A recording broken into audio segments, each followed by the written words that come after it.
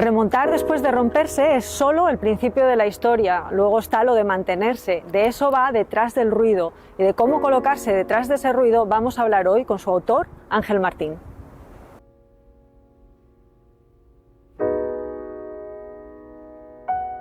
Bueno, Ángel, bienvenido a Canal Pristoso, antes que nada. Muchas gracias. Y gracias por estar aquí. Detrás del ruido es un libro que admite así como unas cuantas reflexiones, ¿no? Y bueno, en este ratito que tenemos, que no es mucho, pero sí me gustaría aprovecharlo para destacar algunas de las reflexiones que están sesgadas por mí, claro, por mi experiencia, entonces para mí sí son las más importantes. Me gustaría empezar por una frase que escribes, de las más acertadas que yo he leído: nadie debería utilizar sus miedos para intoxicar a otros. Y es que yo creo que ese es el origen de muchísimos problemas, ¿no? Que soltamos cosas por la boca desde nuestra herida, y el de enfrente también tiene sus propias heridas, ¿no?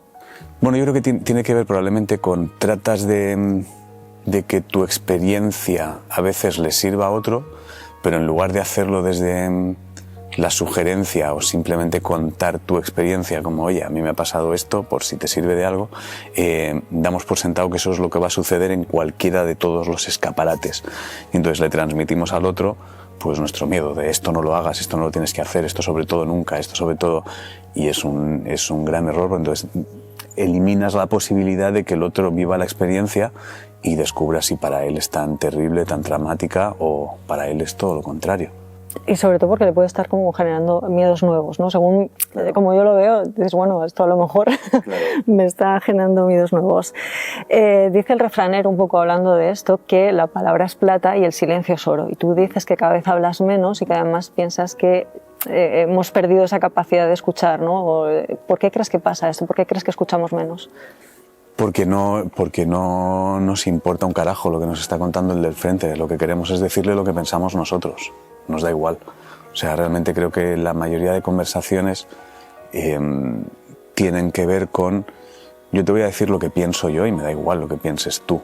O sea, no te estoy escuchando con intención de construir o mejorar o aprender.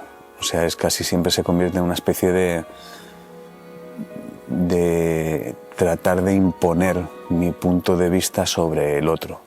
Y muchas veces, a lo mejor, incluso cuando escuchamos, lo hacemos desde un lugar que sea pensando en cómo rebatir lo que está diciendo el otro. Pero bueno, tiene cierto sentido, porque al final puede que el otro te diga algo que haga tambalear algunos cimientos de lo que tú piensas, que tiene que ver con lo que mencionabas al principio, de los miedos a lo mejor que tienes instalados o tu forma de pensar. Y si el otro te da un argumento que te desestabiliza, es que te obliga a replantearte muchas cosas. Pero bueno, eso es lo bonito, precisamente, replantearte cosas. Entonces yo creo que simplemente no...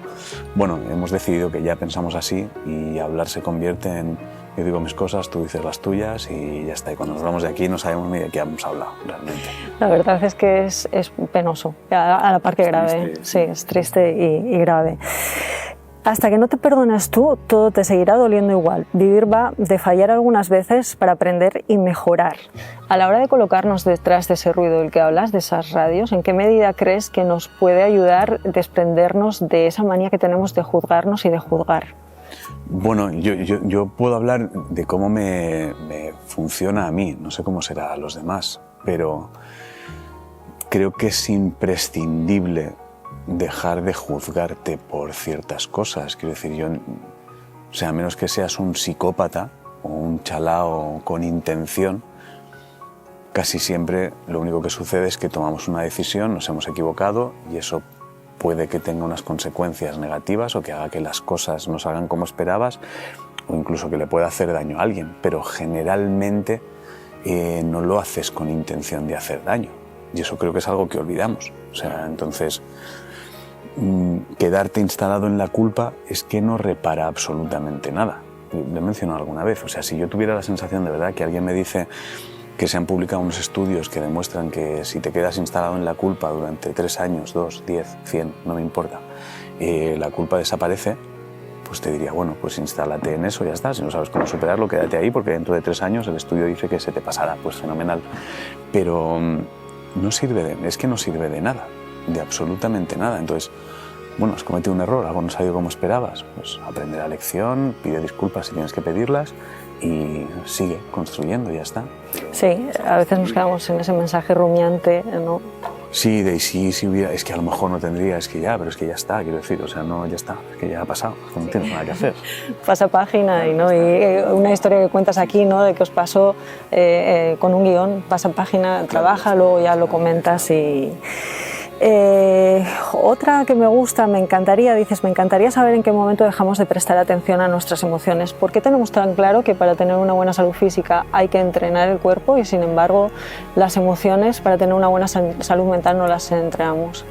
Bueno, fíjate porque creo que ni siquiera tenemos tan claro que para tener una buena salud física tengamos que cuidarnos. O sea, creo que ni siquiera eso todavía hay gente que lo tenga demasiado claro.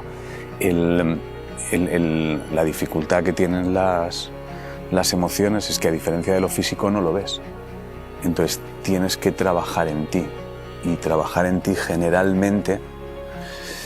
O sea, creo que la manera más sencilla de entenderlo es nos cuesta porque para corregir ciertas cosas emocionales nuestras implica tener que reconocer que no lo has estado haciendo de la forma que te gustaría haberlo estado haciendo.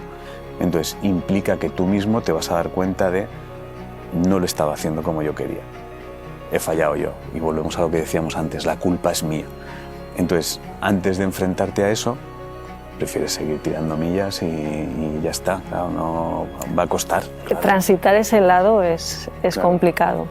Y al hilo de transitar ese lado, y ya para acabar, porque he dejado la frase que más me ha gustado para el final, y además creo que es la que recoge la clave del libro, sin ánimo de desvelar aquí nada. Aunque tengo una pequeña discrepancia que ahora te diré. Dices, bienvenidos a la puerta que nadie quiere abrir. Mi discrepancia o mi duda es, ¿no la queremos abrir? ¿O estamos tan henchidos de ego que ni siquiera somos conscientes de que tenemos que abrir esa puerta? No, yo creo que no la queremos abrir. No quieres. Hombre, claro, todo el mundo lo sabe, todo el mundo lo sabe, no es ningún secreto, todo el mundo lo sabe. O sea, hay mucha gente que dice, es que yo no sé lo que me pasa, es que no sé si lo sabes. Por supuesto que lo sabes, pero no te puedes engañar. O sea, tú a ti no te puedes engañar. Quizá no te estás haciendo la pregunta exacta, pero no te puedes engañar. La verdad... La verdad a ti mismo es indiscutible. Si yo te pregunto, no te conozco de nada, pero da igual, suponiendo que tuvieras pareja, si yo te pregunto, ¿tú de verdad quieres a tu pareja? ¿De verdad quieres pasar con ella toda tu vida? Me da igual lo que me digas, tú la verdad la sabes. Sí. Da igual. Entonces no importa. Entonces, esa es una puerta que hay gente que probablemente si esa respuesta es no, por mucho que diga sí, es una puerta que no quiere abrir acerca del por qué no, porque en el momento en el que abras esa puerta te vas a tener que enfrentar a bueno, y si no quieres, ¿por qué estás? Y entonces ahí hay una cadena de cosas que no quieres. Entonces, yo creo que nos da tanto vértigo descubrir que no estamos construyendo la persona que nos gustaría construir, que lo camuflamos detrás de oh, yo estoy perfecto, yo estoy bien, yo ya sé todo. Entonces, no, creo que nos da miedo por eso, porque abrirla implicaría saber las respuestas. Sí, abrirla es difícil. De todas maneras, yo creo que la clave, no sé si la clave, no voy a sentar aquí cátedra de nada, pero abrirla ayuda bastante. Hasta aquí la charla. Ha sido un placer leerte. Me gustaría que me lo dedicaras. Juncal, ¿verdad? Sí. Lo hago en los sitios que hay hueco sin posit.